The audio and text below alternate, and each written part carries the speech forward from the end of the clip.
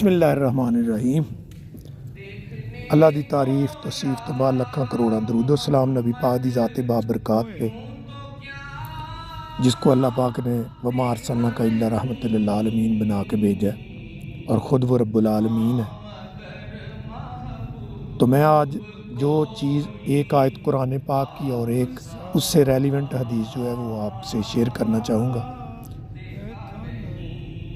जिसका अनवान है कुरान बसीरत व इबरत का ख़जाना है।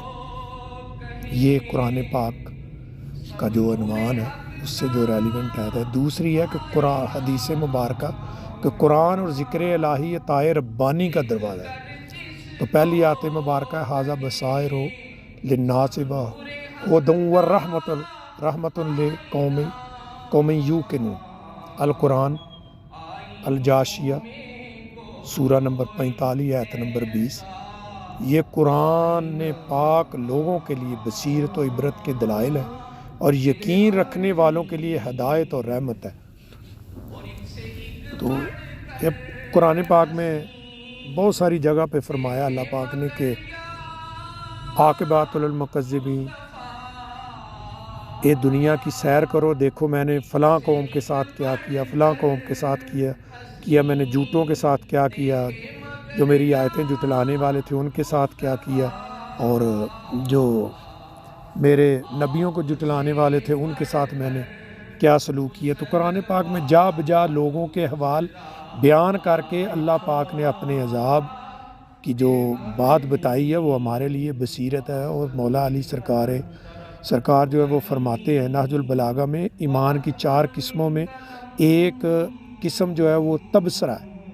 इसी से रेलिवेंट नहजुल बलागा का वो आपका खुतबा है कि आपने फरमाया कि तबसरा का मतलब है, उसका मानी है कि जो कोई वाक़या ज़िंदगी में तुम्हारे सामने आए या वाक़या हो तो उससे आपको इबरत हासिल करनी चाहिए, सबक सीखना चाहिए। कैसे कि जैसे शेख सादी शराजी रहमतुल्लाह अलैह से किसी ने पूछा कि आप किस तरह अक्लमंद बने, तो आपने फरमाया कि मैंने बेवकूफ़ों से अकल सीखी है।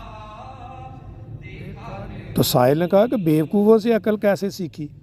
तो आपने फरमाया कि बेवकूफ़ जो थे वो गलती करते थे, उससे सज़ा मिलती थी उनको, मैं उस काम से बच जाता था, इस तरह मैं अकल उनसे सीखी है।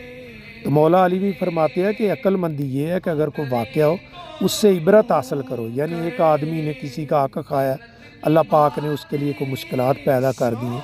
किसी आदमी ने किसी को नाहक कत्ल किया तो अल्लाह पाक ने उसको कैसे जज़ा दी है, कैसे उसकी सज़ा दी, मुख्तलिफ उसकी सूरतें हैं सज़ा देने की, तो वो देता है। तो ये तो जो कुरान हकीम फरकानुल हमीद की आयत है, इससे रेलिवेंट जो हदीस है कुरान और ज़िक्र इलाही अताए रब्बानी का दरवाज़ा है। तो ए अबू सईद रज़ी अल्लाह ताला अन्हा फरमाते हैं काला काला रसूलुल्लाह यक़ूलु रब्बु अज़्ज़ा व जल मिन शगलहुल कुरान व ज़िक्री अन मसालिकी आतैतुहु अफ़दला मा ऊती साइलीन। ये जामिया तिरमिज़ी रकमुल हदीस 2926 है।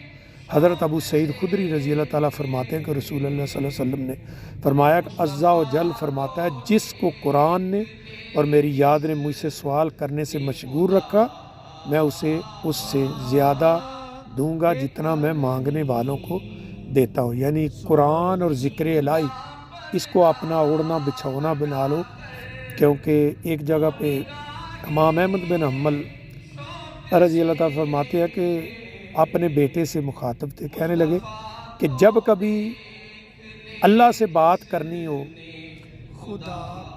अल्लाह से गुफ्तगू करनी हो, अल्लाह से हम कलाम होना हो, अल्लाह से प्यार की बातें करनी हो, तो आप नमाज पढ़ो, कुरान पाक पढ़ो।